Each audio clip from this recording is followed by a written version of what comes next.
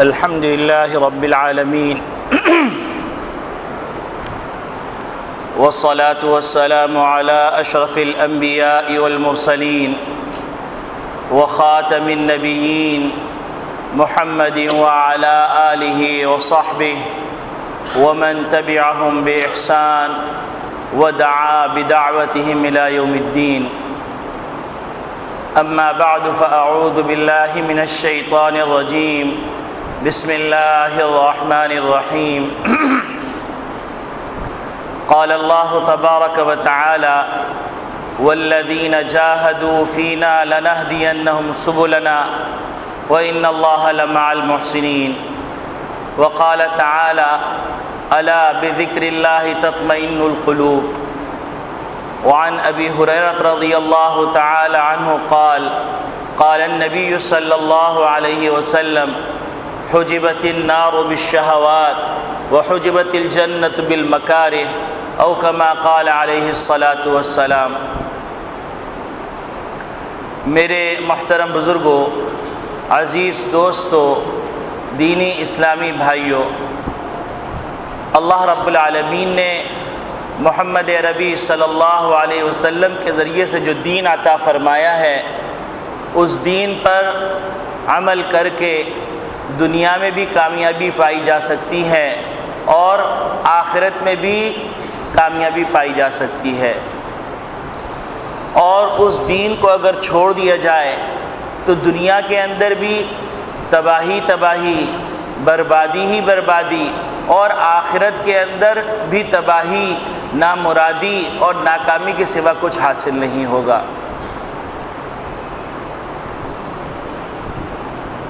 ہم محمد صلی اللہ علیہ وسلم کے فرامین کو اور نبی کریم صلی اللہ علیہ وسلم نے جو نصیحتیں فرمائیں ان کے بارے میں ہمارا خیال یہ ہے کہ شاید ان فرامین کا تعلق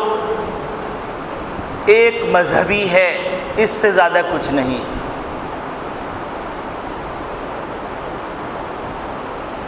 لیکن اگر غور کیا جائے تو یہ بات نظر آتی ہے اور مشاہدے میں آتی ہے کہ محمد صلی اللہ علیہ وسلم کی تعلیمات کو چھوڑ کر انسان نہیں رہتا. اور دنیا کے اندر کہیں بھی بد امنی، بے اطمینانی، بے سکونی، عدم توازن اور پریشانیاں، وہ تمام کی تمام چیزوں کا اگر واحد سبب دیکھا جائے تو محمد صلی اللہ علیہ وسلم کی تعلیمات کو فراموش کر دینا ہے. گزشتہ جمعے یہ بات عرض کی گئی کہ ہم کو اپنی اولاد، اپنے بچوں کی تربیت سے غافل نہیں ہونا چاہیے، اور اس کے لیے ایسے جتن کرنے چاہیے جیسے جتن ایک حصی آگ سے بچانے کے لیے کیے جاتے ہیں. کہ اگر کوئی آدمی محسوس صورت کے اندر آگ کو دیکھے اور بچے کو دیکھے کہ وہ اس آگ کی طرف دوڑ رہا ہے تو آدمی جس طرح بے چین اور بے قرار ہو جاتا ہے اور جس طرح اس کی نیند اڑ جاتی ہے، تمام سکون میسر آنے کے باوجود، اسباب سکون میسر آنے کے باوجود بے سکونی کا شکار ہو جاتا ہے، تو بالکل اسی طرح اگر اپنی اولاد اللہ کی نافرمانی میں مبتلا ہو، اللہ کی معصیت میں مبتلا ہو، تو ماں باپ کو بے سکون ہو جانا چاہیے، بے قرار ہو جانا چاہیے. کیونکہ نبی اکرم صلی اللہ علیہ وسلم نے عجیب غریب بات فرمائی کہ جہنم کی آگ، اس کے اوپر لذتوں کے پردے ڈال دیے گئے ہیں، اور جنت، اس کے اوپر مشقتوں کے پردے ڈال دیے گئے ہیں. یعنی آدمی اگر لذتوں کا خوگر ہو جائے اور اپنی ہر خواہش کی تکمیل کے در پہ ہو جائے تو وہ سیدھا جنت کے راستے کو چھوڑ کر جہنم کے راستے پہ دوڑا چلا جا رہا ہے.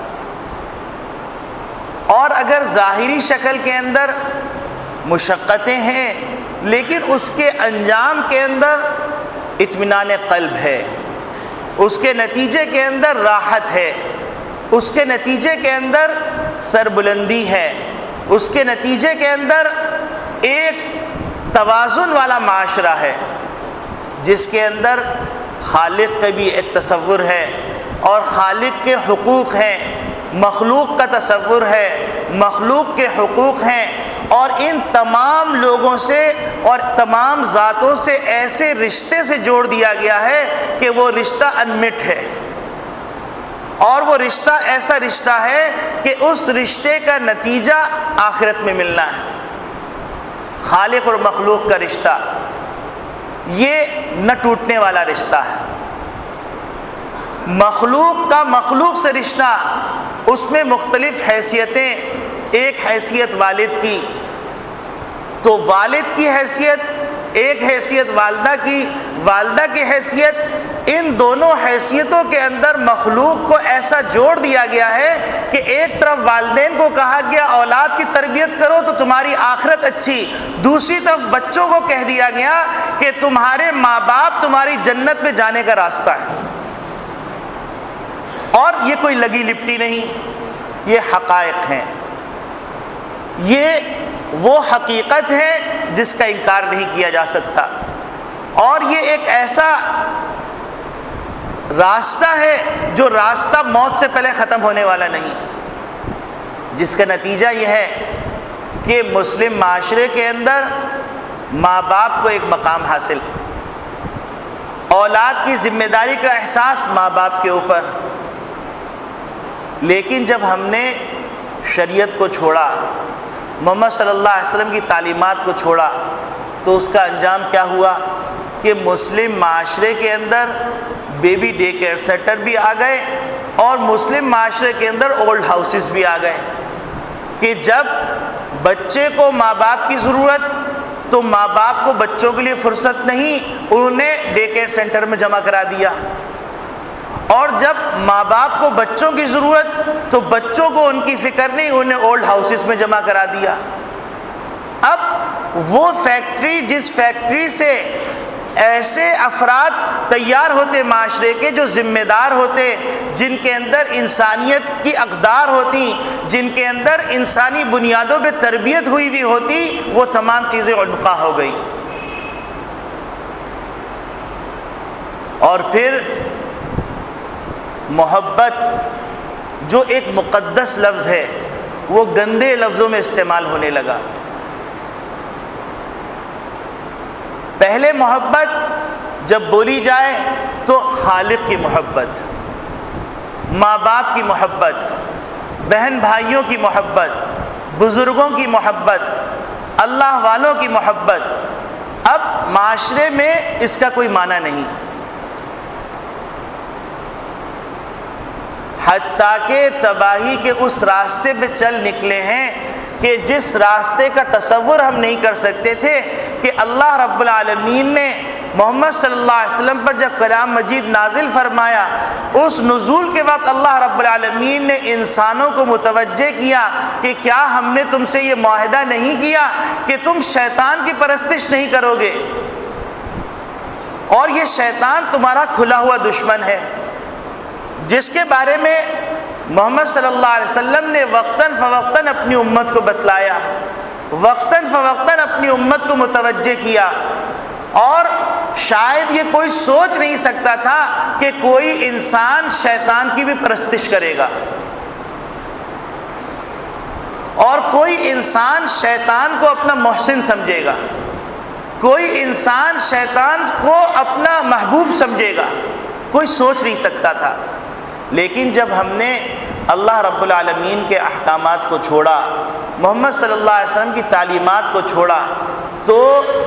معاشرے کے اندر یہ صورتحال بھی وجود میں آ گئی کہ ایک ایسی جماعت وجود میں آ چکی ہے جو شیطانوں کی پرستار ہے، اور باقاعدہ ایک منظم تنظیم کے طور پہ کام کر رہے ہیں، اور اس کے بے شمار ممبران ہیں۔ اور اگر ہم اب بھی بیدار نہیں ہوئے تو چلیے ماں باپ سے رشتہ بچوں کا ٹوٹا، چلیے اسلامی اقدار سے بچوں کا رشتہ ٹوٹا، لیکن نام کے تو عبداللہ ہیں، نام کے تو عبد الرحمن ہیں، کلمہ گو اپنے آپ کو کہتے ہیں، لیکن اگر ہم اسی طرح غفلت میں پڑے رہیں تو بعید نہیں ہے کہ ہمارے بچے ان شیاطین تنظیموں کے کارکن بن جائیں، کیونکہ نبی کریم صلی اللہ علیہ وسلم نے تو یہ فرما دیا ہے حجبت النار بالشہوات، کہ جہنم کو اللہ رب العالمین نے خواہشات، نفسانی خواہشات کے پردے کے اندر چھپا دیا ہے،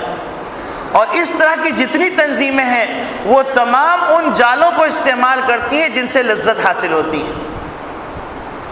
اب ان تنظیموں کے اندر جو ان کے مختلف ترانے ہیں، ان ترانوں کے اندر مستقل طور پہ ایک پیغام ہے، اور پاپ میوزک کے ذریعے سے وہ اس ترانوں کو منتقل کرتے ہیں، اور بڑے بڑے انگریز گلوکار اور موسیقیکار اور بڑے بڑے ڈانسر اور خواتین ڈانسر وہ تمام کی تمام ان تنظیموں کی ممبر ہیں، اور وہ ترانے جو پڑھتی ہیں ان ترانوں کے اندر وہ پوشیدہ پیغام ہوتا ہے، جس پوشیدہ پیغام کو بار بار سننے کے نتیجے میں لاشعور کے اندر وہ پیغام جا کے بیٹھ جاتا ہے، اور لاشعور کے اندر جب انسان کو حکم ملتا ہے تو وہ شعور کے اندر وہ حرکات کرنے لگتا ہے جو شیطان کو مطلوب ہے۔ ان پیغامات میں سے ایک پیغام جس کا ترجمہ یہ ہے، اے شیطان، اے ہمارے معبود، نعوذ باللہ من ذالک، تو ہماری روح لے لے، اے خدا ایسے ہمارے گناہوں سے میلا کر دے اور آگ سے اس میں برکت ڈال دے، کہ میری روح کو گناہوں سے گندا کر دے، میلا کر دے، اور آگ سے اس کے اندر برکت ڈال دے۔ پھر اس کے بعد ایک جملہ جو مستقل طور پہ دہرایا جاتا ہے اس کے اندر، وہ جملہ یہ ہے، میری موت یقینی ہے، خودکشی خودکشی خودکشی، یعنی انسان کی پوری زندگی اللہ کی معصیت میں، اور موت کی بھی جو دعوت دی جا رہی ہے وہ بھی ایسی تباہی کی موت جس کے اندر جس حالت کے اندر خودکشی کی، قیامت تک اس حالت کے اندر خودکشی کرتے رہیں گے۔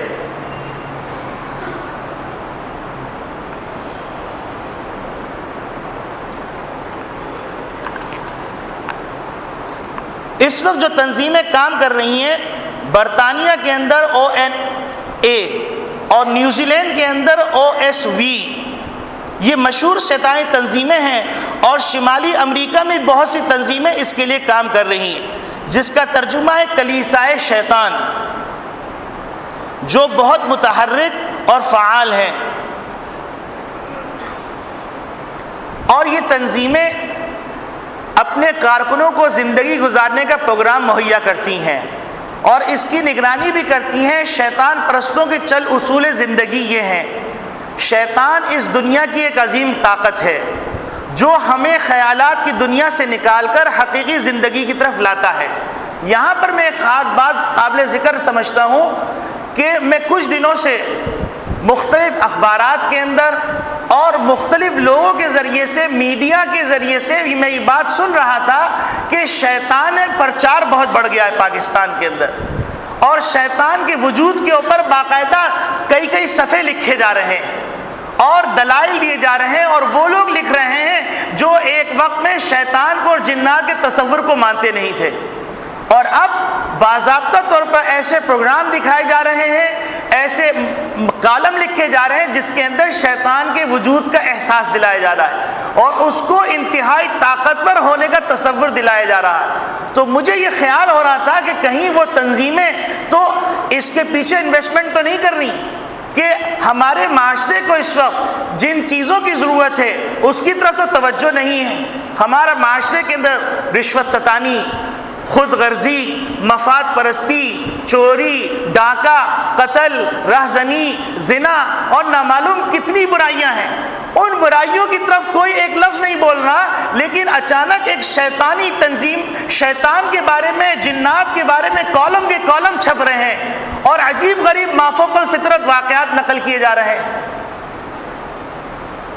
تو میرے دل میں یہ خیال آیا کہ میں اس منبر رسول کے ذریعے سے یہاں پر آنے والوں کو متوجہ کروں کہ یہ بھی ایک تنظیم ہے جو تنظیم شیطان کو انتہائی طاقتور ثابت کرتی ہے، اور اللہ کی طاقت سے زیادہ اس کی طاقت کو ثابت کرتی ہے۔ اور پھر جب انسانوں کے دماغ پہ یہ تصور چھا جاتا ہے تو تصور چھا جانے کے بعد پھر ان کو اس شیطان کی پرستش کی دعوت دیتی ہے۔ تو ان کے جو چند بنیادی اصول ہیں، ان کے بنیادی اصول میں پہلا اصول یہ ہے کہ شیطان اس دنیا کی ایک عظیم طاقت ہے جو ہمیں خیالات کی دنیا سے نکال کر حقیقی زندگی کی طرف لاتا ہے۔ یہاں پر ایک باریک سا لطیف سا اشارہ ہے کہ مذہب خیال ہے، مذہبی عقائد خیال ہے، اور اسلام ایک خیالی تصور دیتا ہے۔ اس خیالی دنیا سے نکال کر حقیقی دنیا کی طرف لے کے جانے والا شیطان ہے۔ یہ ان کا ایک بنیادی اصول ہے۔ دوسرا ان کا اصول یہ ہے جو تمہیں ذرا تنگ کرے تم اسے سختی سے کچل دو اور بھرپور انتقام لو اور عفو درگزر سے کام نہ لینا۔ ہم دیکھیں کہ ہمارے نوجوان کی تربیت کن بنیادوں پر ہو رہی کہ برداشت اور تحمل دور دور اس کا تصور نہیں، برداشت کیا لفظ ہے، اس کی کیا تعبیر، اس تعبیر کا کیا معنی، کیا مفہوم ہے، نہیں جانتے۔ محمد صلی اللہ علیہ وسلم درگزر سکھا کے گئے، محمد صلی اللہ علیہ وسلم ایثار سکھا کے گئے، محمد صلی اللہ علیہ وسلم مساوات سکھا کے گئے، لیکن اگر آپ دیکھیں تو ایک عجیب غریب بے ہنگمی ہے کہ کسی آدمی کے ذرا سی گاڑی کی ہوا لگ جائے تو وہ اتر کے مارنے کے لیے تیار ہے، ماں بہن کی گالیاں بکنے کے لیے تیار ہے، اپنے سوٹڈ بوٹڈ ہونے کا اور اپنے بڑے باوقار ہونے کا بھی لحاظ ختم کر کے روڈ پہ اتر کے چیخنے چلانے کے لیے تیار ہے۔ ان کا تیسرا اصول یہ ہے کہ انسان کو چاہیے کہ اپنی خواہشات کو بے لگام چھوڑ دے اور جیسے چاہے جنسی سیری حاصل کرے۔ واضح رہے کہ غیر فطری طریقوں سے جنسی آگ بجھانا شیطان پرستوں کا محبوب مشغلہ ہے۔ ان کا چوتھا اصول یہ ہے کہ دنیا میں خیر اور شر نام کی کوئی چیز نہیں، نہ کوئی خیر خیر ہے نہ کوئی شر شر ہے، یہ سب معاشرے کی بنائی ہوئی باتیں ہیں، لہذا محبت، نفرت، لذت، الم سب برابر ہے۔ یعنی ان کی نگاہ کے اندر محبت کا کوئی تصور نہیں ہے، شر کا کوئی تصور نہیں ہے، خیر کا کوئی تصور نہیں ہے، الفت کا کوئی تصور نہیں ہے۔ تو اگر ہم نے اپنے بچوں کو لگام نہیں دی اور اپنے بچوں کو اللہ کے دین کی طرف متوجہ نہیں کیا، ظاہر سی بات ہے اللہ کی دین کی طرف متوجہ کرنے سے وہ بچے ہم سے وابستہ ہو جائیں گے، ہم سے ان کا زندہ تعلق ہو جائے گا۔ لیکن اگر بچے بے لگام ہو گئے اور بے لگام ہونے کے بعد وہ مذہب کے بارے میں یہ سمجھنے لگے کہ یہ ایک خیال ہے، جیسا کہ آج کے ایک بڑا پڑھا لکھا طبقہ وہ یہ کہتا ہے کہ عقائد ایک وہم و خیال ہے اور کہتا ہے کہ یہ آئیڈیالوجی ہے، یہ کسی اسکول کا تھاٹ ہے اور اس کے اندر ہر آدمی آزاد ہے۔ اگر کیمبرج کا ایک اصول ہے تو اس کے مطابق زندگی گزارے، اگر ہندوازم کا ایک اصول ہے اس کے مطابق زندگی گزارے۔ اور اس مسلم معاشرے کے اندر ہندو لڑکی مسلمان لڑکے سے شادی کر رہی ہے، ہندو لڑکا مسلمان لڑکی سے شادی کر رہی ہے، عیسائیوں کی شادیاں ہو رہی ہیں، قادیانیوں کی شادیاں ہو رہی ہیں، اور یہ تمام باتیں ہو رہی ہیں اس بنیاد پر کہ انسانیت اصل ہے، اور حالانکہ انسان کا تصور ان کے ہاں کوئی نہیں ہے۔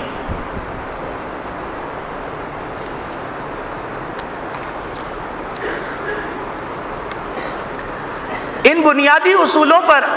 شیطان پرستوں کا فلسفہ حیات بھی کہہ سکتے ہیں۔ ان کا یقین ہے کہ جو کوئی بھی ان اصولوں پر سختی سے عمل پیرا ہوگا اس کو شیطان کی رضا حاصل ہوگی اور بالآخر وہ شیطان کا دیدار کرے گا۔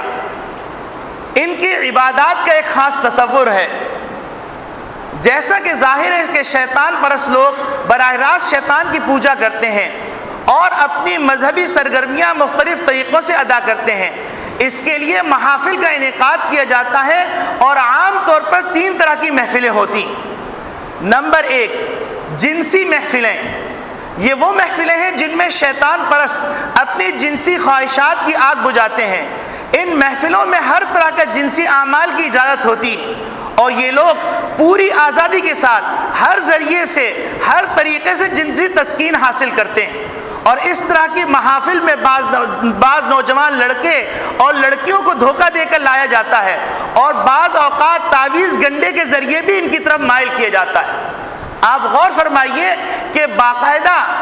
اسلامی ممالک کے اندر تعویذ گنڈے سکھانے کے سینٹر قائم ہو چکے ہیں، اور تعویذ گنڈے مستقل ایک بہترین، یوں سمجھ لیجیے معاشی ضرورت پورا کرنے کا ایک بہترین فیکٹری ہے، اور اس کے اندر مسلمان، غیر مسلمان، کافر اور غیر کافر سب اس کے اندر ملوث ہیں۔ حتیٰ کہ بعض مواقع پہ دیکھنے میں آیا ایک بڑا دیندار طبقہ اس کے اندر ملوث ہے، جو نماز بھی پڑھتا ہے، قرآن کریم کی تلاوت بھی کرتا ہے، زکوٰۃ بھی دیتا ہے، دین کی باتیں بھی کرتا ہے، لیکن اپنی حسد کی آگ بجھانے کے لیے جادوگر کے پاس جاتا ہے، اپنی ضرورتوں کو پورا کرنے کے لیے جادوگروں کے پاس جاتا ہے۔ ان کی دوسری محفل ہوتی ہیں وہ رفاہی محفلیں ہوتی ہیں۔ شیطان پرست چونکہ معاشرے میں سے ہی لوگوں کو منتخب کر کے لاتے ہیں، اس لیے انہی معاشرے میں نیک نامی کی بھی ضرورت ہوتی ہے۔ معاشرے میں نفوذ اور عام لوگوں تک اپنی دعوت پہنچانے کے لیے یہ لوگ رفاہی محفلوں کا انعقاد کرتے ہیں، جن میں غریبوں اور ناداروں کے ساتھ ہمدردی جتلائی جاتی ہے۔ مفلس اور ذہین طلباء کو ان محافل میں لایا جاتا ہے اور ان کی ہر ممکن مدد کی جاتی ہے۔ اس طرح وہ آدمی یا تو ان کی دعوت قبول کر لیتا ہے یا کم از کم ان لوگوں کا وکیل صفائی بن جاتا ہے، اور یہ چیز رائے عامہ ہموار کرنے میں مدد دیتی ہے۔ اس کے علاوہ بھی کئی طرح کی محفلیں منعقد کی جاتی ہیں۔ مثلاً جب لوگ شیطان پرستوں کی دعوت قبول کر لیتے ہیں تو ان کے اعزاز میں ایک پارٹی رکھی جاتی ہے، جس میں نئے شامل ہونے والے کارکنوں کو ایک نیم تاریک کمرے میں لے جایا جاتا ہے۔ اس کمرے میں ایک کاہن ہوتا ہے جس کے سامنے چند موم بتیاں روشن ہوتی ہیں۔ نیا کارکن چاہے لڑکا ہو یا لڑکی پہلے تو سفید کپڑوں میں اندر آتا ہے، اس کے بعد بالکل برہنہ ہو جاتا ہے اور گھٹنوں کے بل جھک کر اپنے ہاتھوں پر زخم لگاتا ہوا پھر اس کے خون کو ایک پیالے میں جمع کیا جاتا ہے اور حاضرین مجلس اسے پیتے ہیں۔ اسی طرح ہر نیا آنے والا شیطان پرست اس سے اتفاق اور یکجہتی کے لیے یہی مظاہرہ کرتا ہے۔ ان کے ہاں عید کے تہوار ہیں۔ شیطان پرست سال میں 12 مہینوں میں 18 تہوار مناتے ہیں، جن میں سے اکثر تہواروں میں جنسی اور خونی تقریبات منعقد کی جاتی ہیں۔ یہ لوگ جہاں جنسی سواد پاتے ہیں وہیں ایک دوسرے کے جسم کو زخم لگا کر خون بھی پیتے ہیں۔ ان کی عیدوں کی تاریخیں یہ ہیں: 7 اور 17 جنوری، 2 اور 25 فروری، 1 اور 20 مارچ، 26 اپریل، 21 جون، 1 جولائی، 3 اگست، 7 اور 20 اور 22 ستمبر اور 29 اکتوبر، 1 اور 4 نومبر، 22 اور 24 دسمبر۔ یہ ان کے عید کے تہوار ہیں۔ قربانیاں جو دیتے ہیں یہ شیطان پرست اپنی خدا کی خوشنودی حاصل کرنے کے لیے اسے خونی قربانیاں پیش کرتے ہیں۔ اس کے لیے عام طور پر وہ لوگ کالی بلیاں، کتے اور بکرے استعمال کرتے ہیں، جنہیں ایک اندھیرے کمرے میں لے جا کر شیطان کی بھیٹ دیا جاتا ہے۔ شیطان پرستوں کا عقیدہ یہ ہے کہ سب سے افضل قربانی انسان کی ہے اور ان میں سے بھی سب سے افضل شیرخوار بچہ ہے۔ آپ غور فرما سکتے ہیں بچے جو اغوا ہوتے ہیں اور اسی طریقے سے بچے جو ہاسپٹل سے غائب کر دیے جاتے ہیں، تو ان میں کیا یہ بعید نہیں کہ وہ کارندے کارفرما ہوں؟ یہ لوگ اپنے خاص تہواروں کے موقع پر شیرخوار بچوں کو ذبح کرتے ہیں اور یہ ضروری سمجھتے ہیں کہ بچے کو زیادہ سے زیادہ تکلیف دے کر قتل کیا جائے۔ اس کے علاوہ اس کے دل، جگر اور پھیپھڑوں میں خنجر سے کچوکے لگاتے ہیں اور ایک جادوگر ہر وار پر کچھ منتر پڑھتا ہے اور بالآخر بچے کو ایک کن چھری سے، یعنی وہ چھری جس کی دھار بھی تیز نہ ہو، کن چھری سے ذبح کیا جاتا ہے۔ شیطان پرستوں کا یہ نظریہ ہے کہ بچے جب تکلیف سے چیختا ہے تو شیطان خوش ہوتا ہے اور ان کی مرادیں پوری کرتا ہے، اس لیے اس بچے کو شدید تکلیف دیتے ہیں۔ شیطان پرستوں کا سب سے مؤثر ہتھیار میوزک اور شیطان پرستوں کی چولی دامن کا ساتھ ہے۔ شیطان پرستوں کی ہر تقریب، ہر تہوار میں موسیقی کا عنصر شامل ہونا لازمی ہے۔ یہ لوگ میوزک ہی کے ذریعے نوجوان لڑکوں اور لڑکیوں کو شکار کرتے ہیں اور موسیقی کا دل دادا لوگوں کو اپنے پروگراموں میں خاص طور پہ دعوت دیتے ہیں۔ یہ بات ذہن میں رہنی چاہیے کہ وہ رفاہی تنظیموں کے نام سے بھی کام کرتے ہیں اور مختلف تقریبات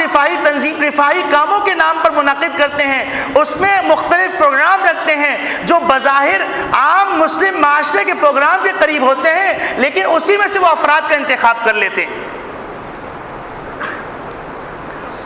ایک خاص بات یہ کہ اس میوزک کے ساتھ گائے جانے والے نغموں کے چند ماہرین ہیں جو اس کو تیار کرتے ہیں۔ عام طور پر ان نغموں کا مضمون شیطان کی تعظیم ہوتا ہے، لیکن اس قسم کے خاص گانے خصوصی محفلوں میں گائے جاتے ہیں، جبکہ غیر اہم یا رسمی تہواروں میں جنسی اور شہوت انگیز قسم کے گانے گائے جاتے ہیں۔ اس موسیقی کا اثر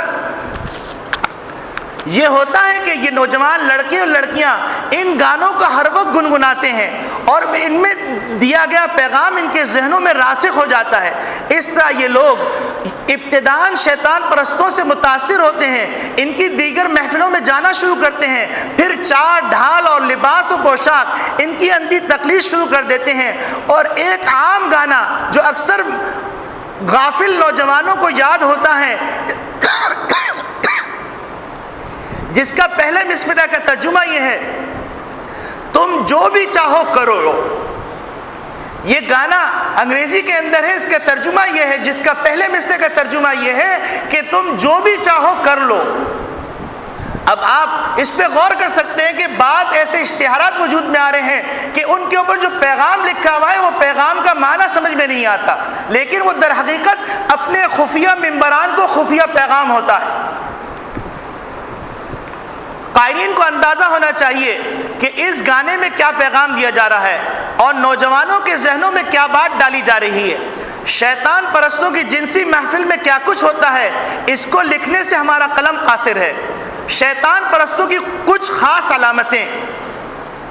سطور بالا سے یہ بات واضح ہو گئی کہ شیطان کے پجاری اپنی ہر سرگرمی کھلم کھلا انجام نہیں دیتے، بلکہ بہت سے کام مخفی اور پوشیدہ کرتے ہیں۔ اس مقصد کے لیے وہ چند خاص رموز اور علامات استعمال کرتے ہیں تاکہ اپنے لوگوں کی پہچان ہو سکے اور کوئی راز اجنبی لوگوں تک نہ پہنچ سکے۔ بہت سے شیطان پرست اپنے جسموں پہ شیطانی نغمے لکھوا لیتے ہیں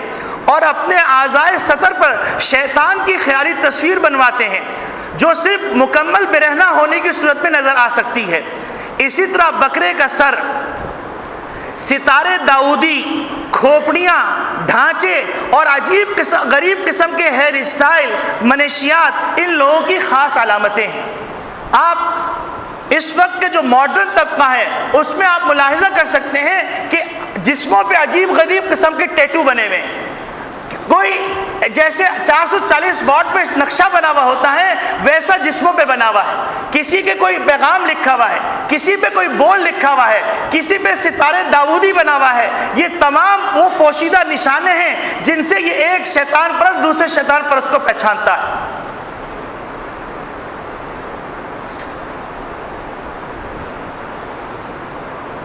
موجودہ مسلم معاشرے میں شیطان پرستوں کا وجود سے انکار نہیں کیا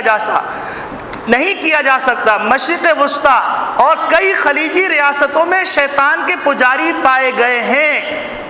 یہ میں معمولی بات نہیں کر رہا ہوں، خلیج جہاں سے اسلام ہم تک پہنچا ہے وہاں پر شیطان پرست وجود پا چکے ہیں اور اس کے دل دادا ہیں، اس کے ممبر ہیں اور اس تنظیم سے نکل نہیں سکتے۔ تو کیا پاکستان جس میں کئی واسطوں سے یہ دین پہنچا ہے وہاں پر یہ تنظیمیں کام نہیں کر رہی ہوں گی؟ جبکہ پاکستان 57 اسلامی ممالک کا دل ہے، 57 اسلامی ممالک کی جنگ لڑ رہا ہے، 57 اسلامی ممالک کی تکالیف پاکستان تنہا اٹھا رہا ہے۔ جب پاکستان کے اندر مختلف جگہوں سے حملے کیے جا رہے ہیں، میڈیا کے ذریعے سے اور مختلف تنظیموں کے ذریعے سے، دہشت گردی کے ذریعے سے اور نامعلوم کون کون سے ذرائع سے واردات کی جا رہی ہے، تو کیا شیطان پرست اس کے اندر کام نہیں کر رہے ہوں گے؟ اور ہم یہ سمجھ رہے ہیں کہ ہمارا بچہ کمرے کے اندر پر کلاسیکل میوزک سن رہا ہے، کیا پتا وہ شیطان کی پرستش کر رہا ہو، کیا پتا وہ شیطان کی تنظیم کا حصہ بن چکا ہو، کیا پتا وہ اب ایمان سے خارج ہو چکا ہو۔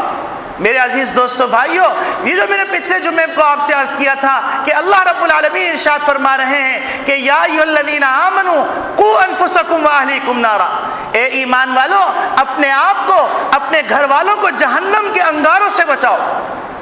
یاد رکھیے کہ اب تنظیموں کو آپ کے گھر آنے کی ضرورت نہیں ہے، ٹی وی کے ذریعے سے، رسائل کے ذریعے سے یہ تنظیمیں اپنا کام کر رہی، حتیٰ کہ اسکولوں کے ذریعے سے کام کر رہی، حتیٰ کہ مختلف تقریبات کے ذریعے سے کام کر رہی ہیں، مختلف سوشل کاموں کے ذریعے سے کام کر رہی ہیں۔ ہم سوچ سکتے ہیں کہ اس وقت ہماری نسل کتنی خطرے کے اندر ہے، اور میں آپ سے واقعتاً عرض کر رہا ہوں کتنے مسلمان ایسے ہیں جو میڈیا کے سامنے بیٹھنے کے بعد وہ ذہنی طور پر مرتد ہو چکے، وہ فکری طور پہ مرتد ہو چکے، وہ زبان سے اپنے آپ کو عبداللہ کہہ رہے ہیں، زبان سے اپنے آپ کو عبد الرحمن کہہ رہے ہیں، بظاہر وہ مسجد میں بھی آ رہے ہیں، لیکن اللہ کے بارے میں ان کو شک ہے، لیکن ان کو جنت کے بارے میں شک ہے، لیکن ان کو جہنم کے بارے میں شک ہے، لیکن ان کو قرآن کے بارے میں شک ہے، لیکن ان کو اللہ کے احکامات کے بارے میں شک ہے، لیکن ان کو اسلامی احکامات اور اسلامی شعار کے بارے میں تحفظات ہیں۔ اور اکثر آپ یہ جملہ سنتے ہوں گے کہ ہم مسلمان ہیں لیکن فنڈامنٹلسٹ نہیں، ہم مسلمان ہیں لیکن ہم بڑے براڈ ہیں، بڑے روشن خیال ہیں، ہمارے ہاں پردہ ہے لیکن ہم اس پردے کے قائل نہیں ہیں کہ بالکل دوپٹہ منہ پہ لپیٹ دیا جائے، ہم داڑھی رکھتے ہیں لیکن ایسی داڑھی کے قائل نہیں جس سے آدمی ہوش لگے۔ یہ عام معاشرے میں جملے سنائی دیے جا رہے ہیں، اور یہ جملے سنائی دیے جا رہے ہیں کہ پردہ تو دل کا ہوتا ہے۔ آپ سوچئے کہ دنیا تو گزر جائے گی جیسے گزر جائے گی، آج ہم میں سے ہر شخص اس بات کی فکر میں لگا ہوا ہے میرے بچے کی اچھی تعلیم ہو جائے، میرے بچے کی اچھا ملازمت کا کوئی حصہ مل جائے، میرے بچے کی اچھی تنخواہ ہو جائے، میرے بچے کا اچھا گھر ہو جائے، میرے بچے کے اچھی بیوی مل جائے، میرے بچے کے لیے فلاں ہو جائے، فلاں ہو جائے، فلاں ہو جائے۔ لیکن کیا یہ 60 سالہ 65 سالہ زندگی کے لیے تو فکر کی جا رہی ہے جو ہزاروں سال نہیں، نہ ختم ہونے والی زندگی ہے، اس کے لیے کسی نے فکر کی؟ کیا بچوں کو کلمے کا ترجمہ آیا؟ کیا بچوں کا اللہ سے وہ تعلق ہوا جس تعلق کی بنا پر وہ فراست ایمانی سے ایسے لوگوں کو دھتکار سکے؟ آپ بتلائیے کہ بچے کی بچپن سے جو پرورش ہو رہی ہے کارٹونوں کے ذریعے سے ہو رہی ہے، بچوں کے پروگراموں کے ذریعے سے ہو رہی ہے۔ انڈین ایسی موویز ہیں جس پہ بچوں کے لیے اتنے اٹریکشن والے پروگرام بنائے گئے ہیں کہ جس کے لیے بچہ بیٹھا ہوا ہے، اور وہ تمام چیزیں جو ہندوانہ کلچر کا حصہ ہیں وہ اس کے لاشعور میں ایک عام سی بات ہے، یہ ایک ماڈرن کلچر کا حصہ سمجھا جاتا ہے، اس سے مذہب سے کوئی تعلق نہیں سمجھا جاتا، اور وہ ہر پروگرام میں بت پرستی دکھاتے ہیں، ہر پروگرام میں گھنٹے بجاتے ہیں، ہر پروگرام میں اپنا بھجن پڑھتے ہیں۔ پھر اس کے بعد بچہ تھوڑا بڑا ہوا تو اس کو ایسے اداروں میں داخل کر دیتے ہیں جن اداروں میں آنے والے خود اپنے آپ کو مسلمان کہتے ہوئے شرماتے ہیں، اور ان اداروں کے اندر جو مضامین پڑھائے جاتے ہیں اور جو مضامین لکھنے والے رائٹر ہیں وہ خود مسلمان اپنے آپ کو نہیں کہتے۔ تو میرے عزیز دوستو بھائیو، ہم نے اپنے بچوں کو خطرے کی کس دہانے پہ لے جا کے کھڑا کر دیا، اور پھر بچوں کو راضی کرنے کے چکر کے اندر بچے کو اچھی بری بات نہیں سمجھاتے، بچپن میں اس لیے نہیں سمجھاتے کہ ابھی بچہ ہے، نہ سمجھ ہے، اور بڑے ہونے کے بعد اس لیے نہیں سمجھاتے کہ وہ چیخے گا، چلائے گا، گھر کا ماحول خراب ہو جائے گا۔ آپ تو اپنی زندگی گزار کے چلے جائیں گے، آپ بتلائیے کہ کیسے کانٹے بو کے جا رہے ہیں، آپ بتلائیے کہ اپنے لیے کون سے اسلحے تیار کر کے جا رہے ہیں۔ تو میرے عزیز دوستو بھائیو، یہ لمحہ فکریہ، یہ وقت خطرے کا وقت ہے، ایمان کا خطرہ۔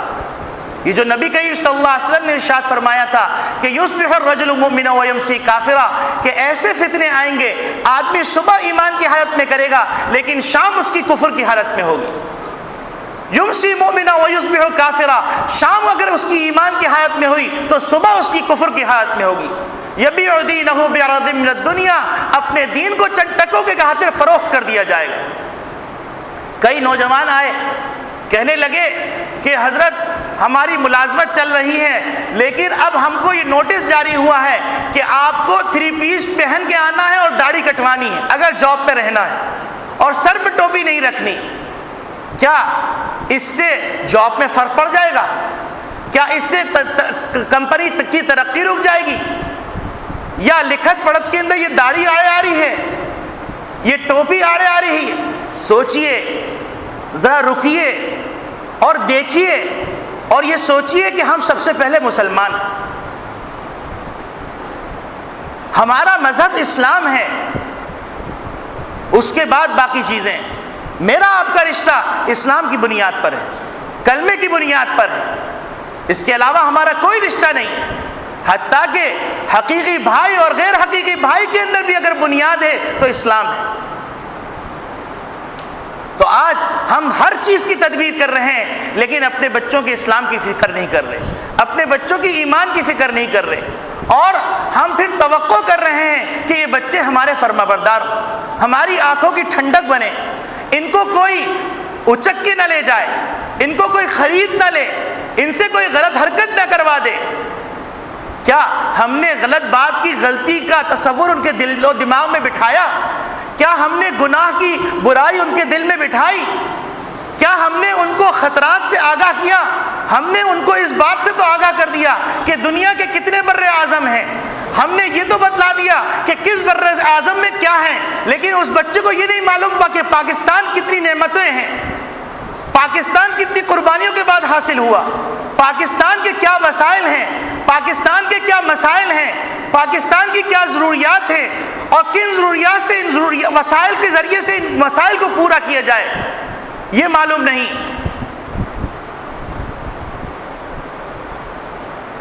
تو میرے عزیز دوستو بھائیوں، یہ خطرے کا وقت ہے اور ہم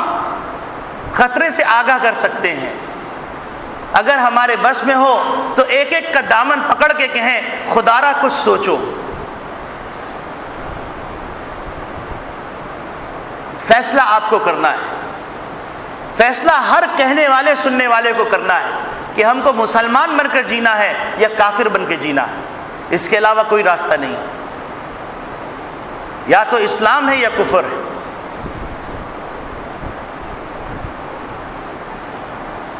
اللہ رب العالمین کہنے والے کو بھی عمل کی توفیق عطا فرمائے، سننے والوں کو بھی عمل کی توفیق عطا فرمائے، ہم سب کو اپنی اولاد کی، اپنے ماتحت رہنے والوں کی جان مال کی جہاں فکر کرنے کی توفیق عطا فرمائے، عزت آبرو کی فکر کرنے کی توفیق عطا فرمائے۔